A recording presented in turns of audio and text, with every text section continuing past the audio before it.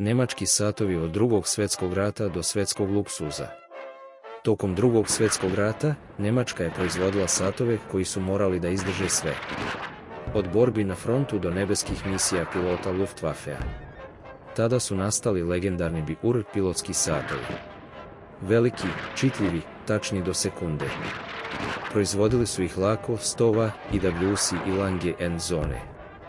Svaki sat je bio vojni instrument, ne modni detalj. Posle rata, razrušena industrija se polako obnavlja. U malom gradu Glasute radnici iz ruševina ponovo pokreću fabrike i rađa se nova era preciznosti. Danas, brendovi poput Lange & Söhne i Glasute Original predstavljaju njemačku perfekciju. Spoj tradicije, inženjerstva i dizajna. Njemački sat je prešao trnovit put od rata do umetnosti.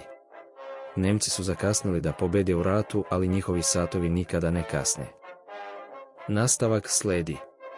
Zato lajkujte i zapratite Sat i stil.